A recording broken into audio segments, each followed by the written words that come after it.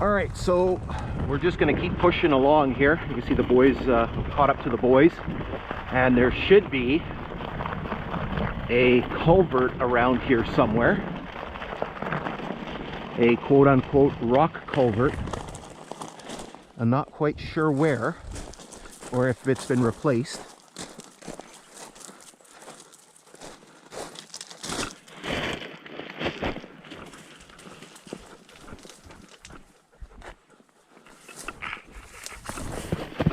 Oh, all right, we found it.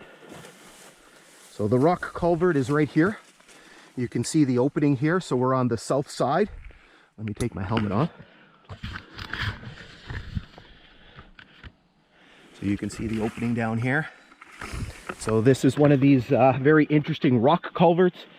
I can't be certain, but I would assume that this is original construction, because there would have been no need to do this. You know, if they were going to replace this afterwards, they were likely going to replace it with a metal culvert or one of the segmented concrete culverts.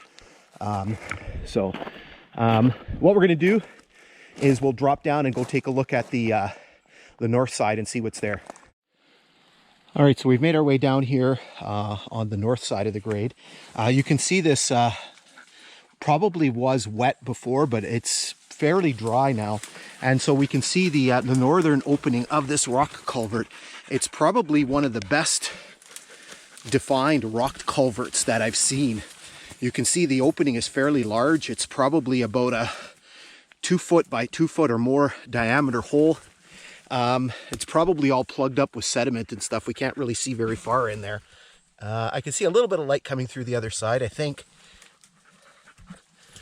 But really, really neat to see this, how it's sort of constructed. Again, the moss on it.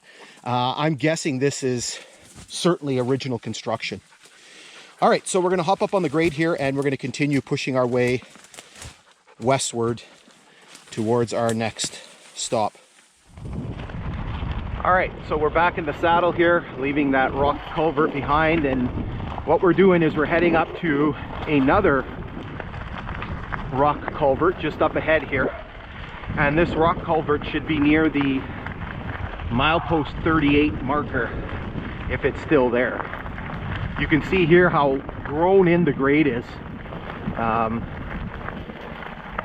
Kind of a little bit crazy. You see this open area here. I'm not sure what this is, if it's just a geographical thing or if there was something there.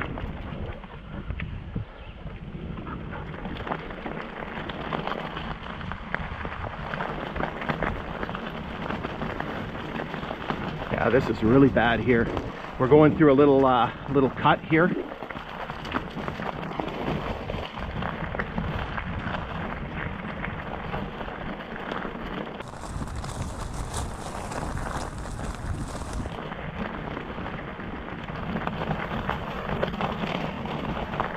So here you can see that we're getting into a fairly long straight stretch. You can see the grade just kind of going in front of us.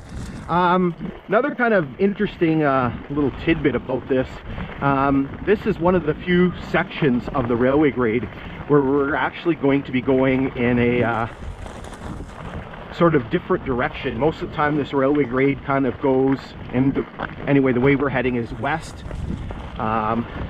or kind of south or southwesterly direction. Up ahead we're actually going to be turning and we're kind of going to be heading north. And there's only a couple sections on this line where the railway actually goes north. Here you can see a tie that was never pulled.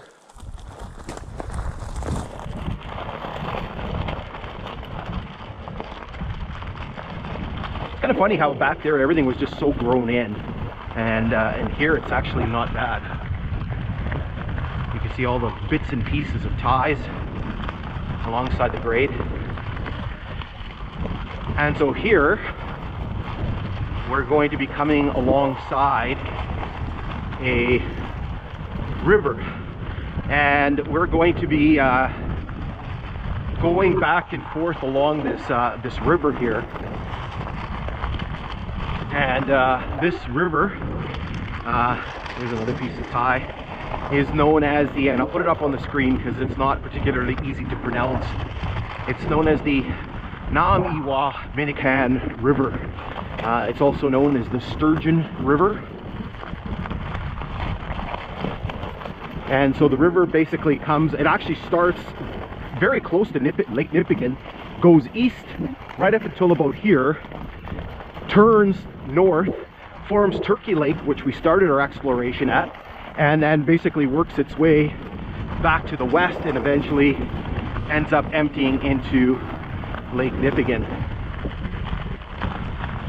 So here you can see a couple things beside the river. You can see on this railway line at one time there was actually two pole lines running alongside the railway grade. On the one side, on the north side, was the telegraph line, and on the south side there was a power line.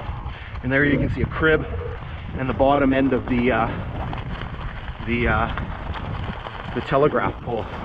So around here somewhere is there it is, hiding in the tree with no sign on it. This is the milepost 38 marker. Again, you can see there's, as I mentioned, there's no sign left on it. And around here somewhere, there's a rock culvert. So just as a heads up, the milepost 38, that is the mileage on the Kinghorn.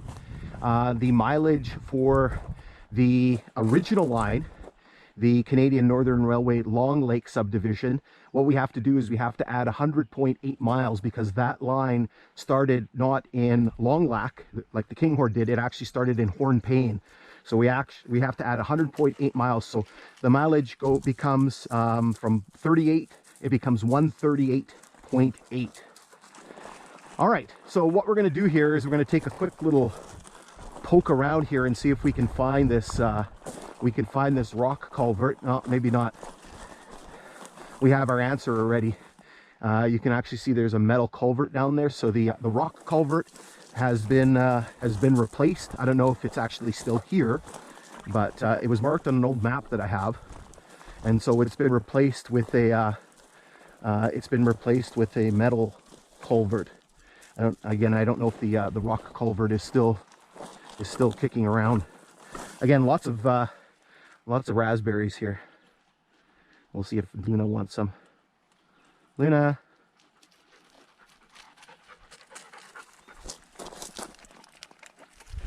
All right, so we're going to jump up on the bike, and we're just going to continue pushing our way along, and we'll see what we discover.